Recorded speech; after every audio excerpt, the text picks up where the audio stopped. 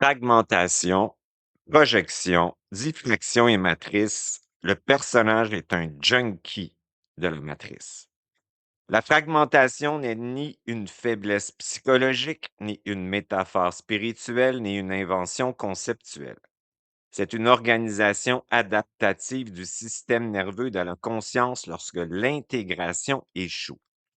Chaque expérience humaine comporte une charge sensorielle, émotionnelle, cognitive. Lorsque cette charge peut être ressentie, contenue et métabolisée, elle s'intègre dans la continuité de l'être. Lorsqu'elle excède cette capacité, elle ne disparaît pas, elle se dissocie. La dissociation n'est pas un oubli, c'est une suspension. Une partie de la conscience demeure engagée dans le présent fonctionnel. Une autre reste immobilisée dans l'événement non résolu. Ce clivage devient une architecture interne durable. Le sujet continue d'agir, de penser, de décider, mais son centre d'expérience est partiellement déserté. Ce que l'on appelle personnalité devient alors une structure compensatoire organisée autour de fragments non intégrés. Le personnage social maintient une cohérence apparente. Les fragments, eux, continuent d'agir en arrière-plan, puisqu'ils portent sa vibration, sa signature vibratoire. La conscience n'est pas le personnage. La conscience n'est pas le personnage. Le personnage est une construction. Il naît d'une internalisation, internalisation des attentes, des jugements, des normes, des blessures, des identifications, des traumas, des conditionnements sociaux, familial, religieux, historiques, culturels. Il est également une compensation. Lorsque l'âme astrale perd son identité originelle dans la chute, lorsqu'elle se fragmente sous l'effet de la chute dans la séparation, elle cherche un repère. Le personnage devient cet avatar. Il sert à maintenir une continuité là où l'axe interne a été perdu. Il n'est pas faux au sens moral, il est fonctionnel, mais il repose sur une chambre d'écho, un narratif. Le personnage vit dans un système de renforcement, il pense pour exister, il compare pour se situer, il projette pour se stabiliser. Il est fatigué parce qu'il doit constamment maintenir une cohérence artificielle. À un certain point, cette structure s'épuise. Le personnage fatigué de sa chambre à écho renonce à poursuivre le jeu de la séparation. Ce renoncement n'est pas une défaite, c'est un seuil. La matrice cristallisation de la fragmentation. La matrice peut être comprise comme la stabilisation collective de ces divisions internes. Lorsque le centre n'est pas habité, l'intérieur, la régulation se déplace vers l'extérieur. L'individu cherche sa stabilité dans les systèmes, les hiérarchies, les croyances, les apparences, les narratifs, les preuves d'existence, de ressentir énormément pour se donner l'illusion d'exister. Le personnage étant temporaire, il s'accroche à tout ce qu'il peut maintenir pour se donner l'illusion d'avoir une identité immortelle. Le mental défensif, le mental inférieur du cerveau gauche, c'est la matrice, organise ses repères pour maintenir une impression de continuité. La fragmentation crée le théâtre, la matrice en est la mise en scène. Mais cette matrice repose sur un mécanisme fondamental, la diffraction, la dissociation et la fuite de soi. Une matrice basée sur la diffraction, la dualité opposée.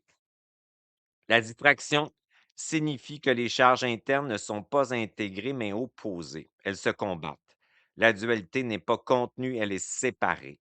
Au lieu d'être vécue dans une unité consciente, les polarités sont mises en opposition.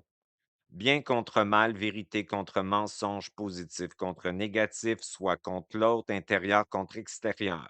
Cette opposition pousse à projeter vers l'extérieur des fragments.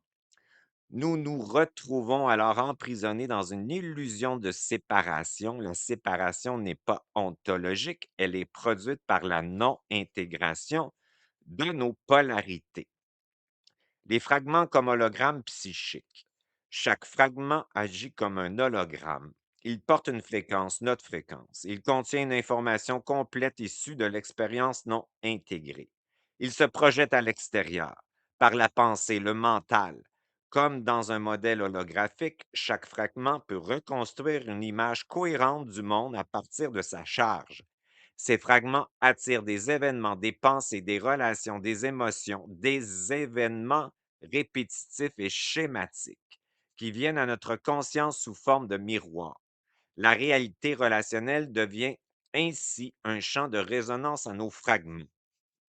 Nous créons ainsi, par défaut, notre réalité. Les entités, les interférents, comme expression des diffractions. Ce que certains interprètent comme des entités extérieures peut être compris comme l'expression de fragments non intégrés. Ces fragments cherchent à se maintenir. Ils se nourrissent de la diffraction, c'est-à-dire du maintien de l'opposition interne. Tant que la charge est projetée, elle reste active. Lorsque l'intégration se produit, ces formes, ces interférents perdent toute autonomie. Être à l'extérieur, position de conscience fragmentée. Être à l'extérieur signifie fonctionner depuis un centre déserté. C'est chercher son identité hors de soi. C'est exister par validation, par reconnaissance extérieure. Je pense donc je suis. Penser pour se sécuriser ou se donner l'illusion de contrôler l'extérieur. Comparer pour se définir, contrôler pour maintenir une cohérence. Répondre aux attentes, porter les programmations transgénérationnelles, etc., etc. La pensée devient mémorielle, nostalgique, inquiète. Elle circule dans le champ des autres, elle cherche des informations pour se rassurer, elle doute pour éviter le vide, elle n'est pas créatrice, elle est défensive ou compensatrice. Ces pensées, en fait, créent notre ligne de temps par défaut. Le point zéro n'est pas une technique, c'est sortir de la diffraction. C'est d'augmenter la vitesse, c'est d'augmenter notre présence dans le réel. Le point zéro désigne la capacité d'intégrer les charges sans les opposer. Il ne s'agit pas de choisir un pôle contre l'autre, il s'agit de contenir les polarités dans une même expérience. Lorsque cette capacité revient, la diffraction cesse, les fragments perdent leur autonomie, l'énergie revient au centre. Nous créons une autre ligne de temps à partir de la fréquence de notre essence. Notre conscience n'est pas le personnage. Il n'a pas la même fréquence. La création change de direction. Elle ne part plus de l'extérieur vers l'extérieur comme le personnage existe. Par la pensée, elle part de l'intérieur vers l'extérieur. Le retour en soi n'est pas un travail sur soi. Le retour en soi n'est pas un perfectionnement du personnage spirituel. Ce n'est pas une amélioration de l'ego, ce n'est pas un raffinement identitaire. C'est une intégration. Intégrer signifie réunifier toutes les parties fragmentées. Ce n'est pas un raffinement identitaire, au contraire, c'est la capacité de s'aimer, de s'intégrer. Intégrer signifie réunifier toutes les parties fragmentées, inclure les charges d'opposés, réhabiter le centre. Lorsque cela se produit, la conscience cesse d'être confondue avec le personnage. Le personnage n'est plus supprimé, il est repositionné, il devient une interface, non une identité. La conscience n'a pas du tout le même, utilise pas du tout le même système nerveux. Elle utilise le système nerveux ventral. L'âme blessée utilise le système nerveux dorsal, impuissance, peur, figé, coincé, ne pas comprendre. Et le personnage utilise le système sympathique, survie, contrôle, suranalyse, ivresse mentale. La conscience, tu la sens quand tu reviens dans ton ventre. Quand tu habites et t'inspires et t'expires tes charges dans ton ventre, tu te retrouves dans le présent. Le point zéro veut dire le présent, la conscience. l'hyper-vie dans l'instant présent et le savoir instantané qui émerge de toi par tes propres atomes. Le point de saturation du personnage. Il arrive un moment où le personnage ne tient plus. Pas parce que la vie est lourde, mais parce que la mécanique qui servait à fonctionner, mémoire, émotions recyclées, croyances, défense ne suffit plus. Ce qui nous permettait de continuer à jouer, le rôle s'épuise.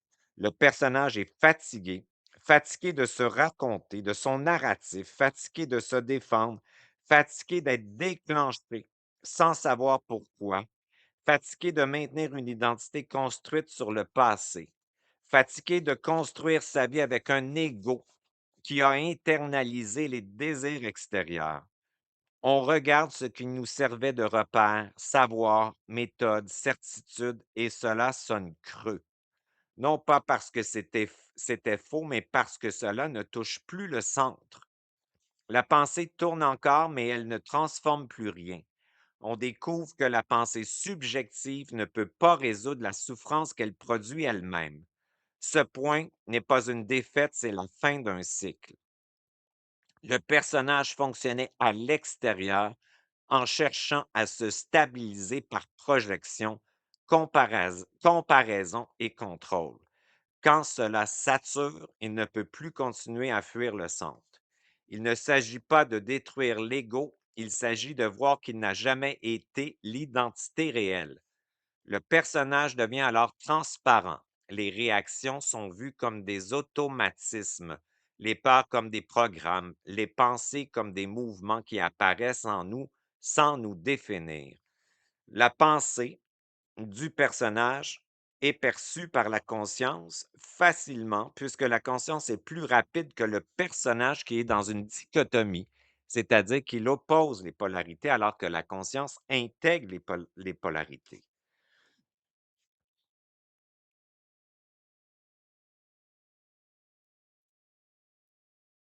Ce qui ressemble à une désintégration est en réalité une réintégration. Le retour en soi n'est pas un travail sur soi, c'est l'intégration des parties qui étaient fragmentées et projetées. La pensée cesse d'être mémorielle, inquiète, tournée vers l'extérieur pour se sécuriser. Elle émerge du centre. Le point de saturation marque la fin de l'aveuglement psychologique. On cesse de se fabriquer, on commence à habiter. Ce n'est pas un état à atteindre, c'est la fin de la fatigue d'être séparé de soi. La matrice n'est pas une structure imposée de l'extérieur. Elle est produite, elle est le produit d'une conscience fragmentée fonctionnant par diffraction, opposition et projection. Le personnage est une construction issue de l'internalisation et de la compensation à la perte d'identité de l'âme astrale. Lorsque le personnage cesse de vouloir maintenir la séparation, l'intégration devient possible. La conscience n'est pas le personnage. Le double, la conscience, est ce qui peut contenir, intégrer, réunifier. Et lorsque l'intégration est réelle, le personnage devient l'avatar de la conscience. Le mental devient l'outil de la conscience. L'illusion de séparation se dissout, la matrice cesse d'être une prison, elle apparaît pour ce qu'elle était.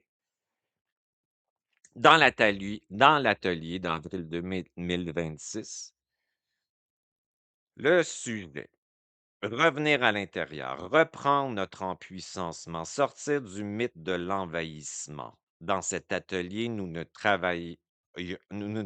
travaillons pas à nous protéger d'un monde qui nous envahirait. Nous faisons quelque chose de beaucoup plus radical. Nous nous empuissançons. Nous réalisons que l'envahissement commence toujours par nous. Tant que nous croyons être envahis, influencés, contrôlés, nous restons dans une posture de réaction. Mais en observant avec lucidité notre fonctionnement, nous voyons que chaque fois que nous vivons à l'extérieur de nous-mêmes, dans la comparaison, l'attente, la peur, la validation, la projection, le refus de ce qui est tel quel, nous quittons notre centre et cherchons à nous stabiliser dans l'autre, dans les événements, dans les systèmes.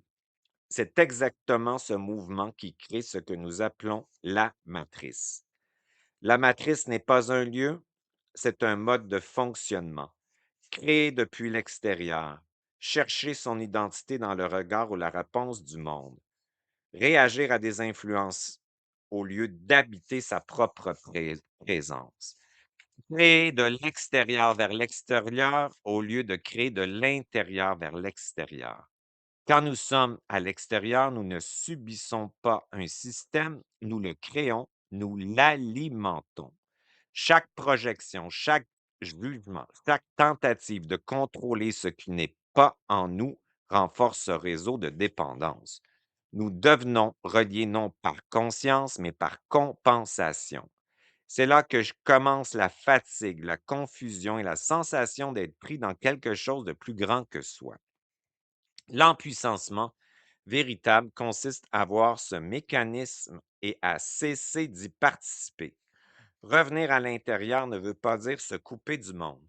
Cela signifie retrouver la capacité d'intégrer nos charges, de rester présent à ce qui nous traverse, sans le projeter, sans le diffracter. À partir de là, la création change complètement de direction. Le personnage crée de l'extérieur vers l'extérieur en résonance avec des programmations, des attentes et des influences. Il se crée un cinéma qui lui donne l'impression d'exister.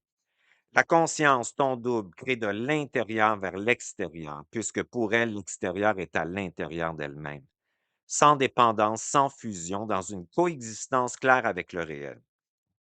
Ce basculement est une révolution silencieuse mais totale. Il ne s'agit plus d'améliorer le personnage.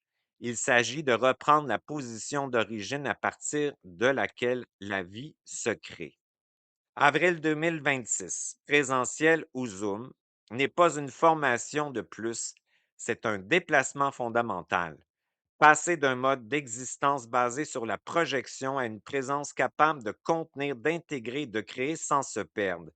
C'est là que l'empuissancement commence réellement. Intention alchimique. Ces intentions ne sont pas des affirmations mentales destinées à convaincre le personnage. Elles servent à réorienter la conscience vers sa capacité d'intégration plutôt que vers la projection. Elles agissent comme des points de recentrage qui interrompent la diffraction et réinstallent la cohérence intérieure.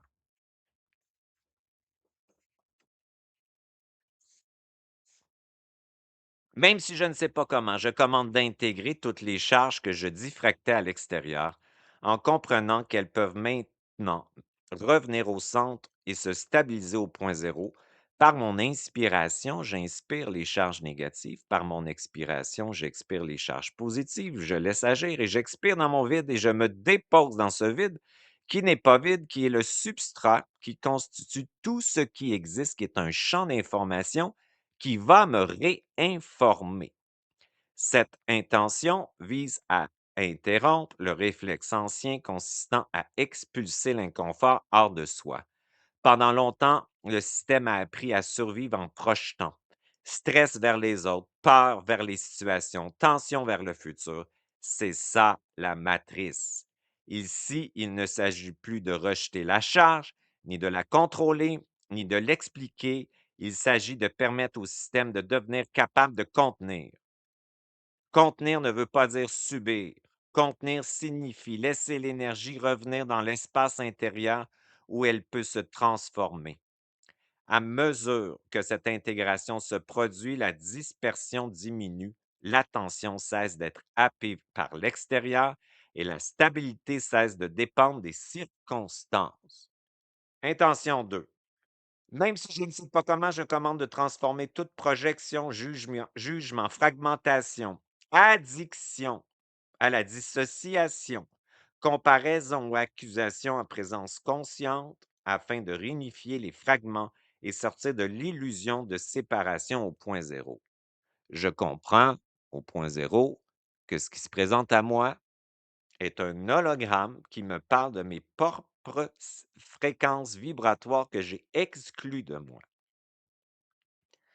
Cette intention agit directement sur le mécanisme de la matrice, la projection. Chaque jugement est une tentative du mental de déplacer une tension interne.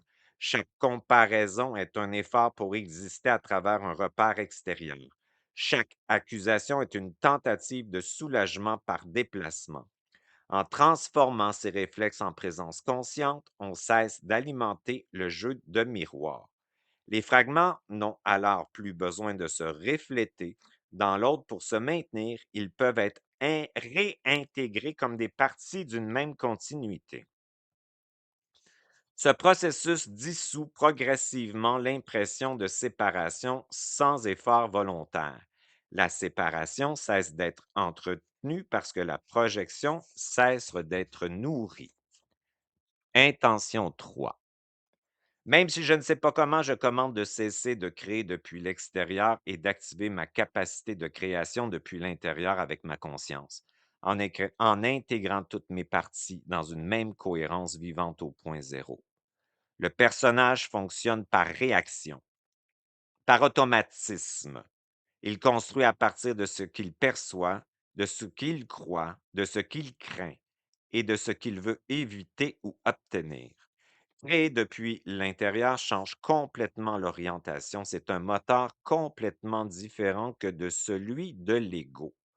L'action ne part pas d'un manque à combler, mais d'un centre capable de contenir les tensions sans les projeter.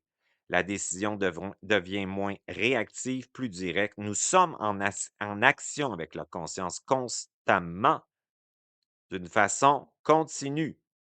La créativité n'est plus une compensation, mais une expression et une joie, une participation. Cette intention ne cherche pas à améliorer la vie du personnage, ce n'est pas l'ego spirituel qui veut une mission pour se donner l'illusion d'exister avec une forme de hauteur sur les autres. C'est simplement l'essence qui a le goût de partager avec d'autres essences. Elle permet de sortir du mode de reproduction automatique pour entrer dans une dynamique de création consciente. Le point zéro, c'est ta conscience en action, c'est ta conscience qui coexiste avec tout ce qui existe. C'est ta conscience qui porte une autorité créative dans l'instant présent, qui change ton passé et ton futur. denisjutra.ca, denisjutra à commercial life.com.